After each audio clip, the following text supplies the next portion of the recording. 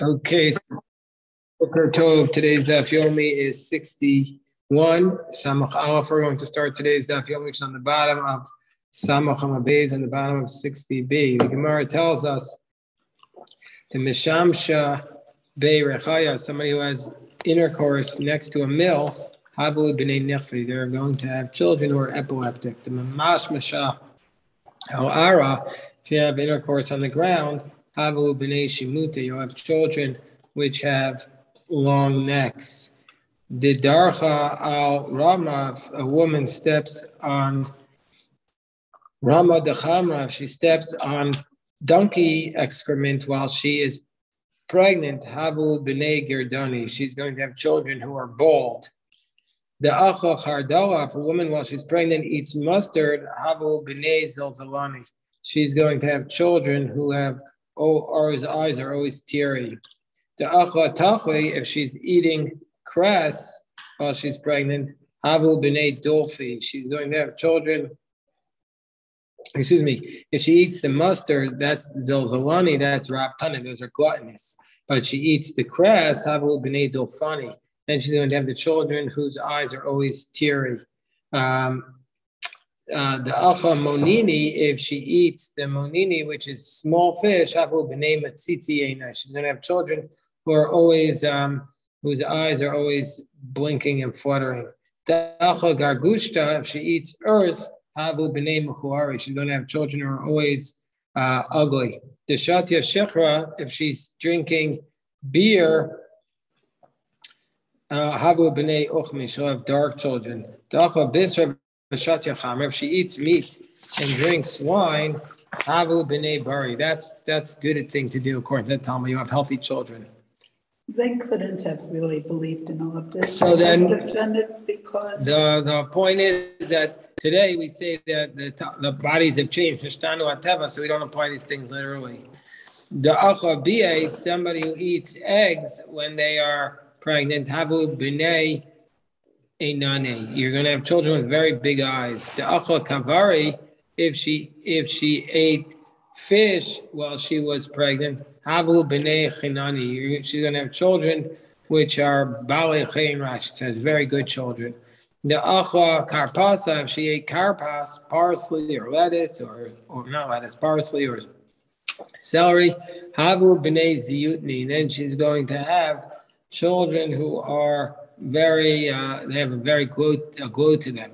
The Acha Kusparta, that if she ate Kusparta, which is coriander, and Havu B'nei Bisrani, then she's going to have children that are very fat.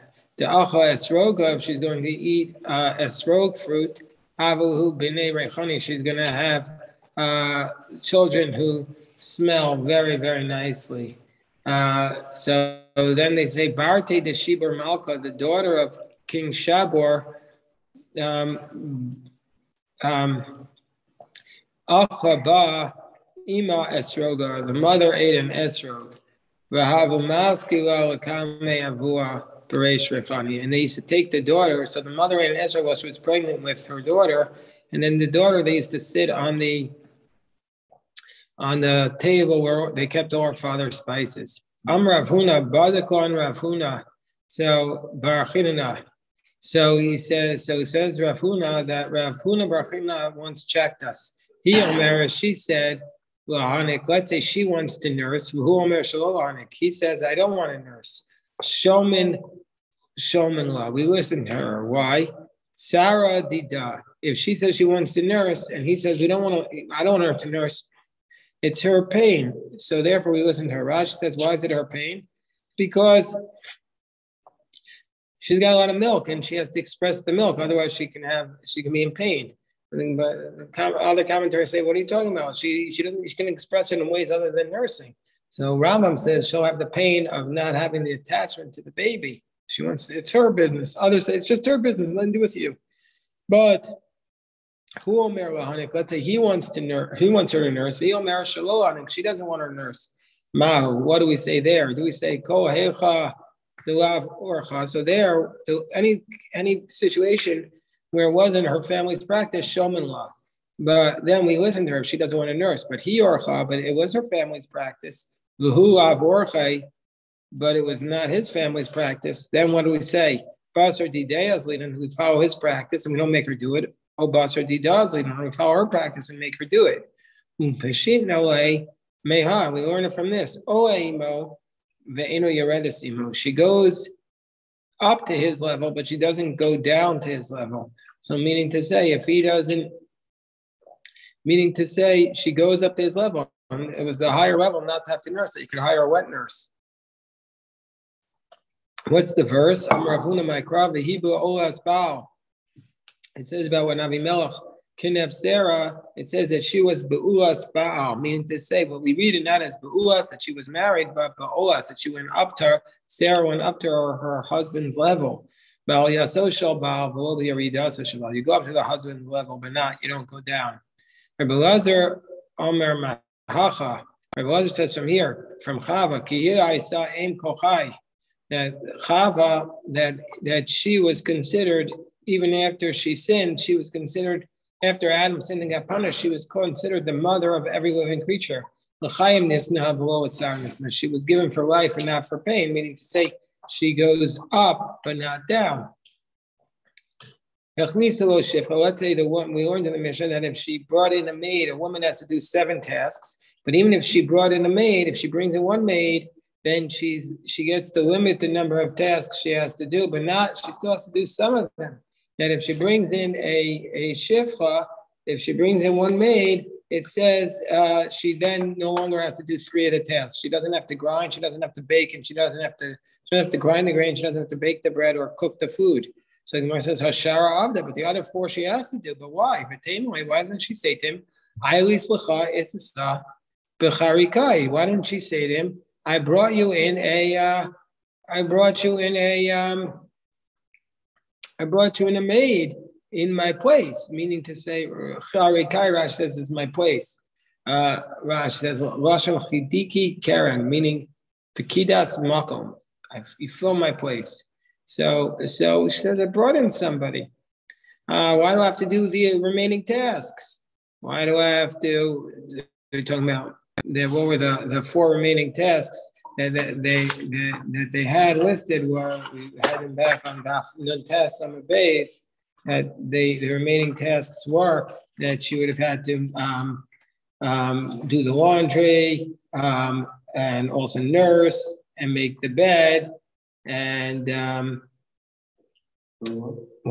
the wool. Right, very good, Shira.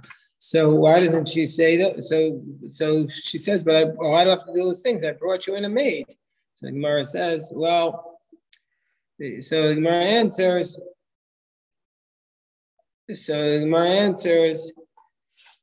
Mishum Damarwa, he says, well, this woman you brought in, yeah, she's here.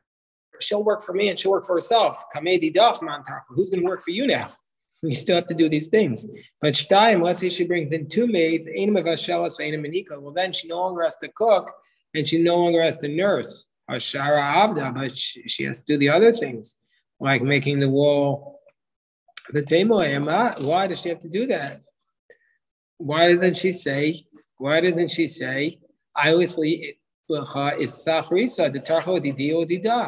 I brought in another maid. I have 2 maids, and this one can work for me and for her. And one will be for you. And one will be for herself. So I have 3 maids. One will work for me and her, and one will work for you and her. We're good. Why do I have to do a thing? Where it says Mishum Da'amrwa, yeah, because he says to her, yeah, but who's going to work for the guests? Somebody's going to have to take care of the guests. Well, let's say he brings in Shalosh, so she brings in 3. It's true if she brings in 3, yeah. So taking care of guests and passersby were not listed in the Mishnah originally as chores of the wife. Yeah, but they're going to what's going to happen is that once you have all these people, these maids, then you're going to be more open to guests. That's what the commentaries say. Also, the guests are going to come. But if you bring in 3 maids, then she doesn't make the beds and she doesn't do the wool, but she has to do. So then she's still a Hashara Abda. So if there's three, she doesn't make the bed and she doesn't do the wool, but she still has to do the other things. So what are the other things that she's going to have to do? The other small things, like Rashi says, like bringing small objects to him if he asks, like fetching stuff around the house, still overseeing stuff. But Tamale, why? Why does she have to do anything? She say, I have three servants here. They're taking care of the guests. They're taking care of all those tasks. Why do I have to do a thing?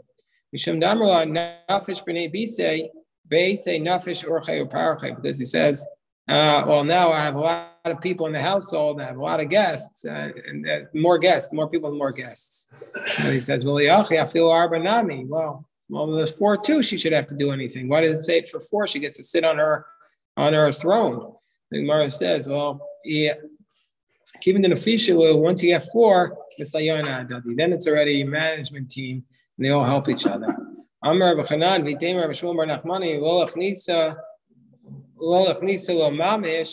It's not that she actually brought them in, but if she has enough money to bring them in, even though she doesn't actually bring them in, we're going to say that that's sufficient. She doesn't have to do the work.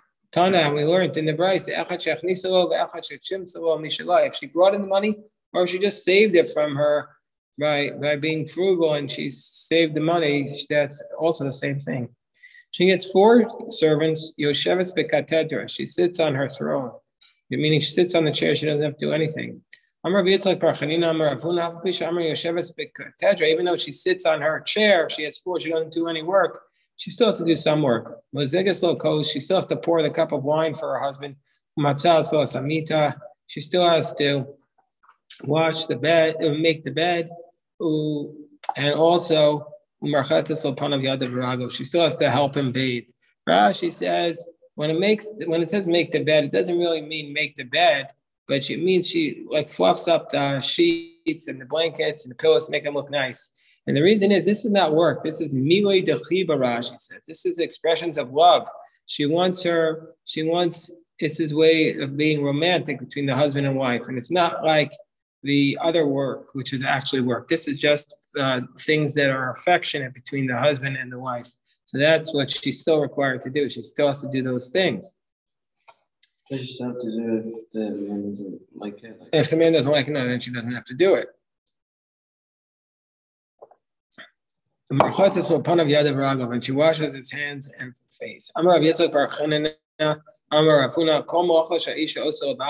that a woman has to do for her husband, like the pouring the cup and making the beds, also a woman who's in her nida, she does for her husband. Except for pouring the cup and making the beds and washing the face, because that's not work. Those are expressions of love. Even the making the bed, Rava said it's only prohibited if he's there. If he's not there, it's not a problem for her to make the bed for her husband when she's in nida if he's not there. So Miziga Sakos, and she's not allowed to pour the wine in front of him when she's in nida. Shmuel Milchafale de Beisaho biyada de Smoa. Shmuel's wife used to pour the cup for him with her left hand when she was in nida, meaning to say that she would do it in the shinoi to mark that it was something different. Rashi says that this was during her days of Libuna, that she wasn't during her 7 days of nida period. It was during the 7 clean days that you wait for after the nida period. But when biblically speaking, you're not in nida, but the commentaries question that because since she hasn't gone to the mikveh yet, she's still in nida, so it's still biblical. So Tosafot says they used to in those days go to the mikveh twice. She would go to the mikveh after her 7 days of or 5 days of nida, and then she would wait, or after her 7 days of nida, and then she would wait for the 7 clean days before going to the mikveh a second time before returning to be with her husband. So Abaya's wife used to place the cup on the top of the barrel Amancha the kuba, he would place it on the top of the barrel.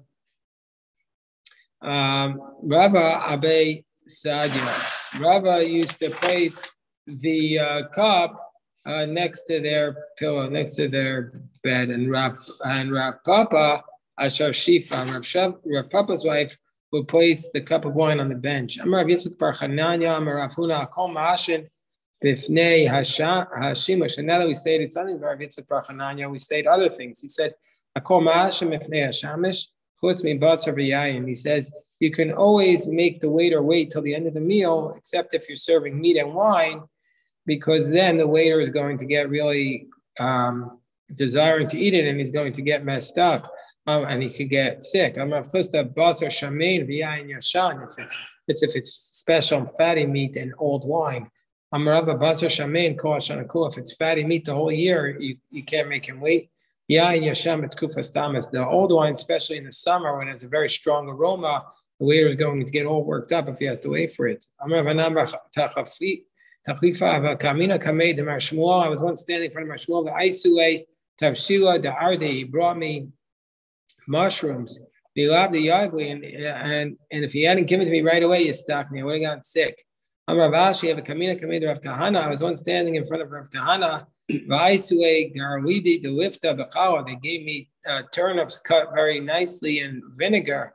If he hadn't given it to me right away, he stopped me. I would have gotten sick. Rav Papa Amar Afilu Tamarta the Hanunita. Even if it was these type of dates that were very fatty, so even that you can't make the person wait. Call the milsa, call the isla recha, isla kiyua, anything that has a smell and that has a nice pungency to it, and then somebody, it'll really hurt the person if you eat it in front of him and you don't offer something to him to eat. Avua bar Iyi. One of them used to give to the waiter from every course. One of them only gave from one course, meaning to say he only gave him at the beginning of the meal, he gave him some food, and everything else he said wait till the end of the meal. The one who gave the waiter from every course, he had the merit to speak with Elijah. But the other one did not merit to talk with Elijah.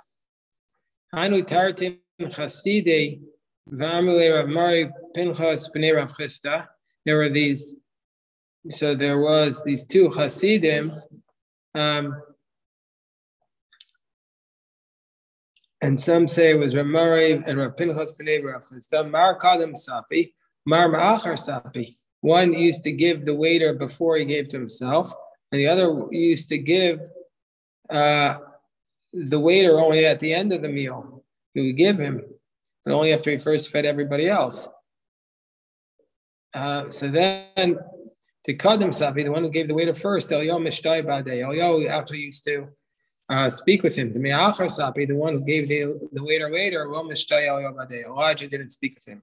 Amemer Marzutra Ravashi Avikayasu Yapitcha Debei Isgur Malka. Amemer and Marzutra and Ravashi were sitting by the entrance of King Asgur. Chalav Azil Aturnaga de Malka. So then they were bringing, the waiter was bringing food in front of the princes. Chazi Ravashi and Marzutra. Ravashi saw that Marzutra was on top of 61b. The Chavar Ape, his face was turning white because he kept desiring to eat. Shakal Batzba, he took from his finger. Anachay Bapuma, he took his finger off the food and he put it on Marzutra's mouth. He put it on Marzutra's mouth. So the waiter said to him, "If Sadato was suited the milk, you ruined the meal. Now you stuck your finger in there." The policeman said, "Why'd you do this?" He said, "Whoever prepared this food ruined the king's food." He said, "Well, the food was messed up. Why?" He said, "I saw davar achar in it." Rashi says this is the meat of a pig that had leprosy. So he was worried you're going to get mad cow's disease if you ate this. So they said, "We don't see anything wrong with it." Shakal at spy took his finger. You put a finger on the piece, and Amru Hachimi Badiktu. Did you check here? Badku Ashkaku. They checked it out, and they said Amru, and they found that it was really a cow with leprosy. Amru Rabbanan, my time was Samachta Nisa. Say, why did you rely upon this miracle? Meaning to say, why did you rely upon the miracle here? That basically that you would be saved. How did you know it was going to happen? That you gave the king's food to Marazutra and you didn't where you were going to get executed. So he said, because he says the reason is I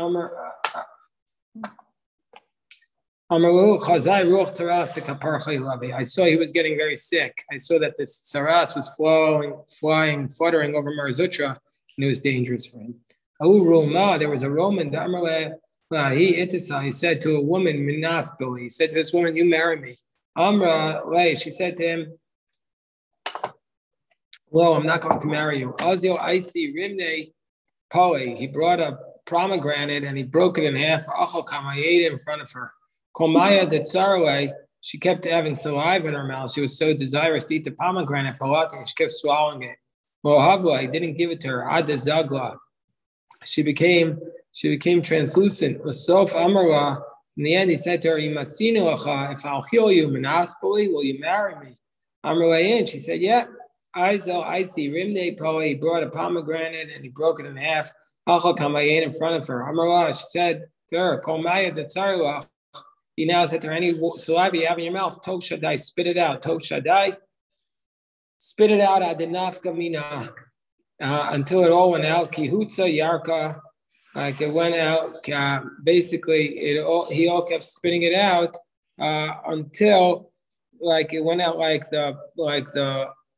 went out of her like the branch of a green palm tree, and she was healed. And the woman has to make wool. The Osebet Semer. We learned in Mishnah that a woman needs to make wool for her wool. But Semer in the Pishtim Road, does the woman need to sit and make wool but not linen? So we say Masnisin money. It's Rabbi Yehuda Titania.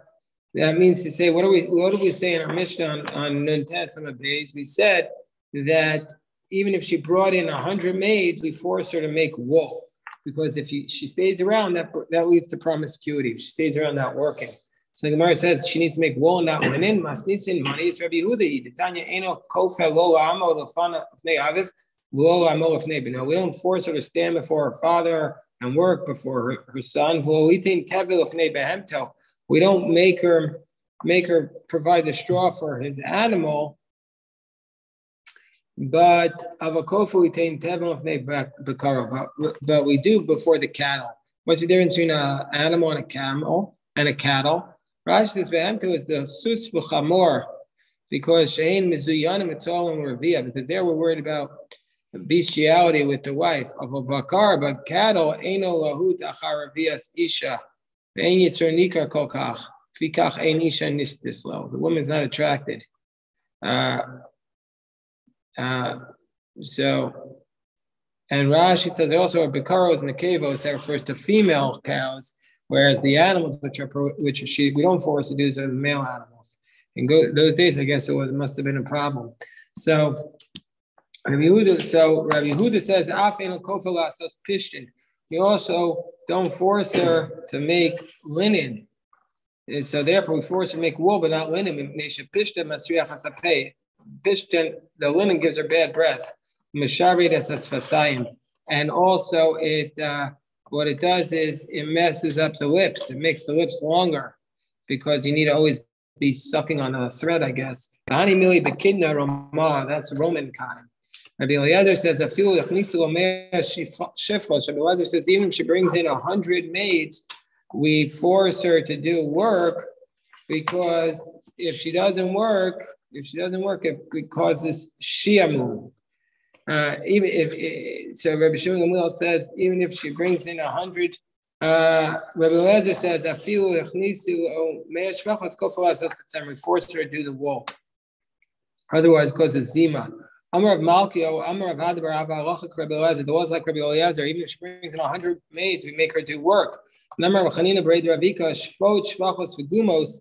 These are three cases that we have throughout the Talmud. Shafod is when it comes to a spit of food that's on Yontif, that you eat the food after off of the spit. Does it make it? Is the spit muktzah? Shfachos is right here. Gumos, that if a girl has the pores but not yet the hair, while she's going through adolescence, is she considered an adult? Those are laws that were stated by Rav Malkiyo. But Burios, Efer Makla, Vigvina. But Burios refers to the haircuts of the idolaters. Efer Makla is when the idolaters would put Efer on their wound, Vigvina and cheese of an idolater. Those are laws that were stated by Rav Malkiya. Rav Papa Amar Masnisim, Rav Malkiya. No, anything that relates to the Mishnah is Rav Malkiya. Shmai Tita Rav Malkiya. But the teachings from the Talmud, from the Amoraim, they were Malkiyo. The Simanech Masnisa Malkasa. And what's the difference between those two? Because this law of the Shvachos was actually in the Mishnah and not a teaching of an Amora. So that'll be the one that switched. Rashbag says that even if the husband makes a vow that she doesn't work for him, she has to work, or he gives her a ksuba and releases her, because the not working brings shiamum. The first position of Rabbi Eliezer was that it causes zima. Zima is promiscuity. Shiamum is she gets crazy if she doesn't work. So what's the difference between Rabbi Eliezer and Rabbi Shimon ben Gamliel? Hainu Tanakama, isn't it the same thing? No, Ika benayo, the middle of the Goraita, Kitnaita, Vinidarshir. So that, let's say she has a hobby. What's her hobby? Either it's she likes playing with small dogs, she likes playing with, she raises little puppies, or she plays chess. Rashi says she plays chess. She has these boards which have 30 pieces on them, and she sticks and she moves the pieces around. That's what we call chess. Checkers. Could be checkers also, but they say ishkashkish, which is chess. Shak, checkmate. That's what it is. So Hamadi or Asishto Mitash Vishamita. Let's say a person says that he's not able to, he takes a vow that he's not able to have relations with his wife. Beis Shammai says Shtei Shabbosos. Beis Shammai says if he vows up to 2 weeks, then he has to divorce her, because more than that, he's in violation of the marital responsibilities. Beis Hillel Shabbos Achas. Beis Hillel says 1 week. And if he takes a vow more than 1 week, he has to divorce her. Hatalmidim yotzin letalmud. The students are going out to study Torah. Shalober Shus, if they go out without permission of their wife, we say they have Shloshim Yom. They have 30 days to study. Hapolim Shabbos Achas. Workers have the right to go for 1 week. Ha'ona Amura b'Torah. When the Torah talks about a man's responsibility for intimacy with his wife, it means a tayolin b'kol yom. The tayolin have every day. Who are the tayolin? We'll see the Talmud say these are people who basically don't work. They're at home all day. Hapolim. The workers, shtayim b'Shabbos, twice a week. Achamarim, the donkey drivers, achas b'Shabbos, once a week. Gemalim, the camel drivers, these are people who are home less frequently. It's achas l'shloshim yom, once every 30 days. Ha'asafanim, the sailors, achas l'shisha chadashim, once every 6 months. That's the position of Rabbi Eliezer. Mora says, my time in Beis Shammai. Why does Beis Shammai say he can only make the vow for up to 2 weeks? We learn out from the Torah where it says if a woman gives birth to a female girl, she's tamei for 2 weeks. Beisol derives it from somebody who gives birth to a male. Why doesn't Beisol also learn out from somebody who gives birth to a female? Mora says, you're right. If he had learned it out from a female, okay, that would be accurate. Beisol learns it out from somebody who he doesn't learn out from somebody who gives birth to a female, he learns out from the fact that a nida is tmeya for 7 days. Okay, what's the dispute? So one says we learn out the common thing from the common thing. Nida is common, and so therefore that's why Beisol says a week. And Umar Savar Midei Davigarmu, Midei Davigarmu. We learn out from what caused it, and that is a man's vow is caused, and also that's what caused it, and also the birth is what caused it, as opposed to the nida, which always happens. That's what Rashi says. Amarav Machokas b'mefarish. The dispute is where he specifies the number of days where he says he's not going to be with her. But if he just takes a vow against being with his wife, he has to divorce her right away and give her a ksuba. Shmuel says, even if he just makes a vow against being with her, he has to wait before divorcing her. Maybe he'll find a way out of the vow. So the Gemara says, didn't they argue about this one before? If he takes a vow, his wife can't have any benefit from him. If he takes a vow up to 30 days, Yamid Parnes, he can appoint a third party to distribute his support to her. Yotzer can, but if it's more than that, Yotzi v'ting ksuba, he can divorce her and give her a ksuba. Shema says, where do we learn this? By a case of a person who specifies the time of the stam, but if he just takes a blanket vow, Yotzi altar v'ting ksuba, he divorces her immediately and gives her a ksuba. Shmuel says, I feel b'stam nami, even if it's just a blanket vow, yamtin shema. We see the same dispute. Shmuel says, wait until the terminus ad, the no turning back point, because maybe we'll find a way to annul the vow. So Gemara says we need both cases. If we just had the case of the intimacy vow, we would say that's where Rav says that you have to divorce her right away because you can't take any effect. You can't help it through a third party.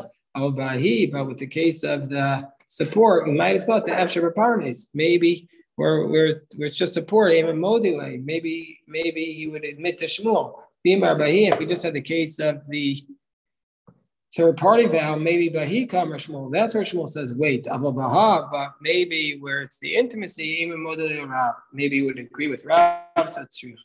So therefore, we need both cases. And this is the daf, and now we're coming to tomorrow's daf, which is one of the most famous dafim in all Shas, which has to do with the story of Rabbi Akiva and his wife. Take any questions.